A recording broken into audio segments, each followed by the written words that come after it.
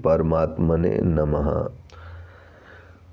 विद्वान पुरुष ऐसी भावना करे कि मैं नित्य अजन्मा गोपाल हूँ, सनातन प्रद्युम्न हूँ, बलराम हूँ तथा अनिरुद्ध हूँ। इस प्रकार अपने आत्मा रूप से भगवान का चिंतन करके उनकी पूजा करे।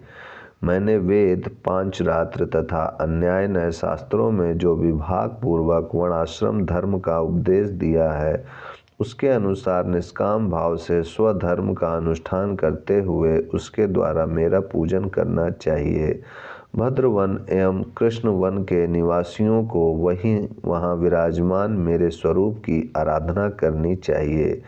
जो सकाम या निष्काम धर्म आचरण से प्राप्त होने वाली स्वर्ग अपवर्ग रूप सद्गति से वंचित है, अतएव मनुष्य रूप में जन्मे हैं, कली काल ने जिन्हें अपना ग्रास बना लिया है तथा जो मथुरा में रहकर मेरे भजन में संलग्न रहते हैं, उनकी वहाँ अवश्य स्थिति होती है।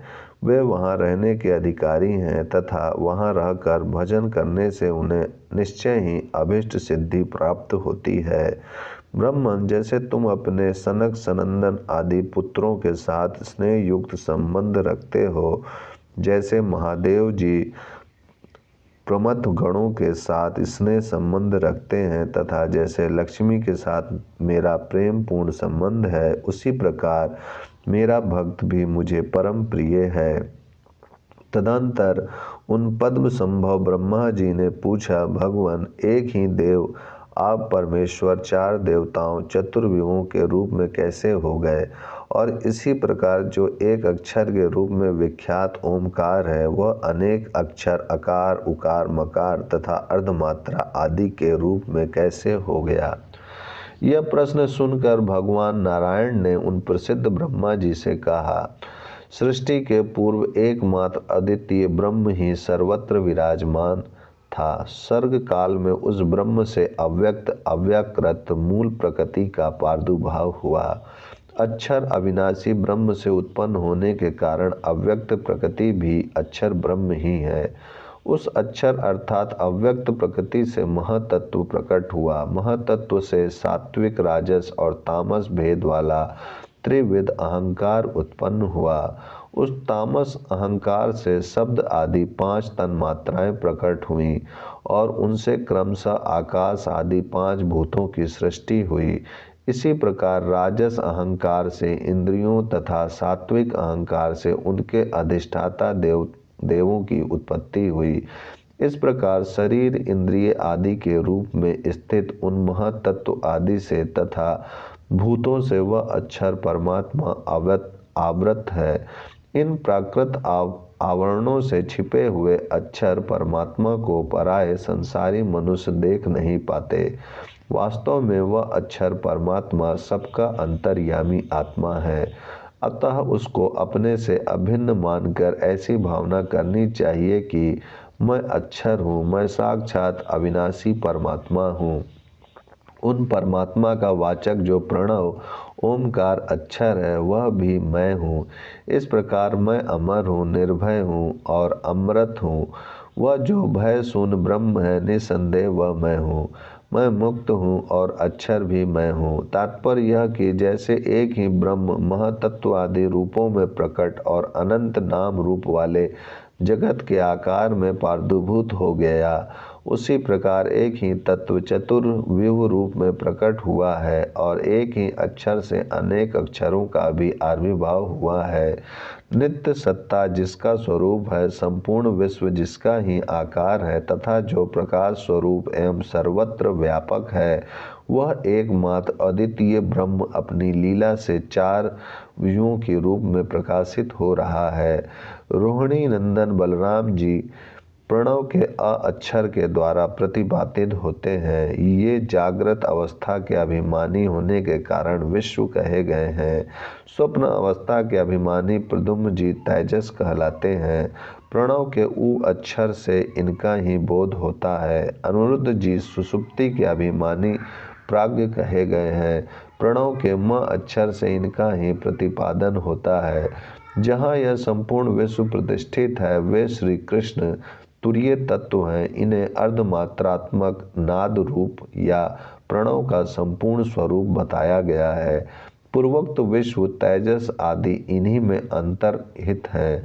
समस्त जगत की रचना करने वाली मूल प्रकृति रूपा देवी रुक्मणी श्री कृष्ण की अंतर अंग शक्ति हैं, अतएव श्री कृष्ण स्वरूपा हैं।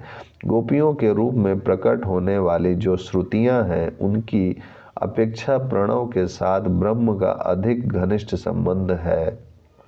श्रुतियां और श्रुति रूपा गोपियां दूर से श्री कृष्ण का आराधना करती हैं और प्रणव एवं रुक्मणी आदि शक्तियां ब्रह्म के साथ अभिन्नता रखती हैं। अतः ब्रह्म का साक्षात वाचक प्रणव जिस प्रकार ब्रह्म की प्रकृति है, उसी प्रकार रुक्मणी को भी ब्रह्म से साक्षात संबंध रखने के कारण ब्रह्मवादी जन प्रकृति ही बताते हैं।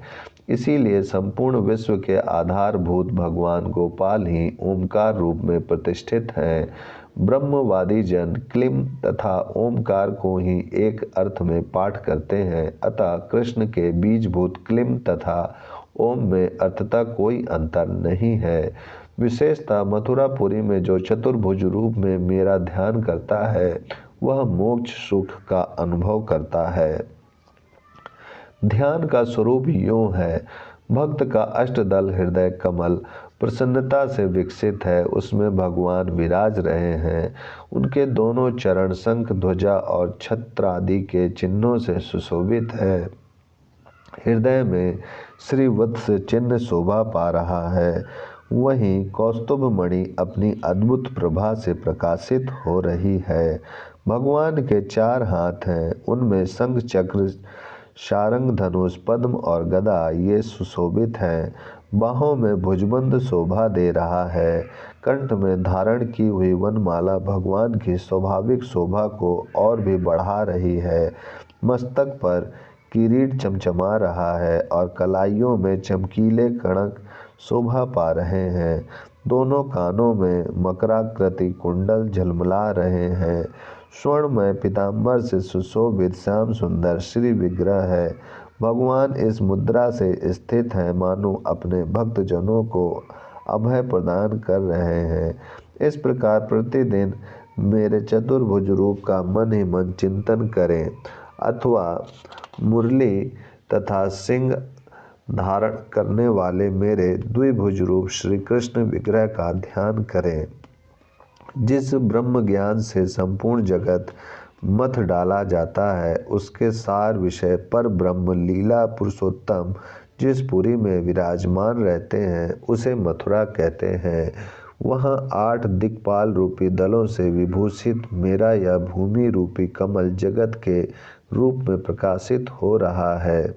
यह कमल संसार समुद्र से ही प्रकट हुआ है तथा जिनका अंतःकरण राग द्वेष आदि से शून्य पूर्णतः शम है, वे ही हंस या ब्रह्म रूप से उस कमल का सेवन करते हैं। चंद्रमा और सूर्य की दिव्य किरणें पताकाएं हैं और स्वर्णमय पर्वत मेरु मेरा ध्वज है। ब्रह्मलोक मेरा छत्र और नीचे ऊपर के क्रम से स्थित 7 पाताल लोक मेरे चरण हैं। लक्ष्मी का निवासभूत जो श्रीवत्स है, वह मेरा स्वरूप ही है। वह लाछन अर्थात चंद्राकृति रोम पंक्ति के चिन्ह से युक्त है, इसीलिए ब्रह्मवादी जन उसे श्रीवत्स लांछन कहते हैं। भगवत स्वरूप भूत जिस तेज से सूर्य, चंद्रमा, अग्नि तथा वाक आदि तेज भी प्रकाश प्राप्त करते हैं, उस चिन्मय आलोक को परमेश्वर के भक्त जन कौस्तुभ मणि कहते हैं। सत्व, रजतम और अहंकार ये ही मेरी 4 भुजाएं हैं। मेरे रजोगुणमय हाथ में पंचभूतात्मक पांचजन्य नामक शंख स्थित है। अत्यंत चंचल समष्टि मन ही मेरे हाथ में चक्र कहलाता है। आदि माया ही शांग्र नामक धनुष है तथा संपूर्ण विश्व ही कमल रूप से मेरे हाथ में विराजमान है। आदि विद्या को ही गदा समझना चाहिए, जो सदा मेरे हाथ में स्थित रहती है। कभी प्रतिहत न होने वाले धर्म, अर्थ, काम और मोक्ष रूपी 4 दिव्य केयूरों भुजबंदों से मेरी चारों भुजाएं विभूषित हैं। ब्रह्मन मेरा कंठ निर्गुण तत्व कहा गया है।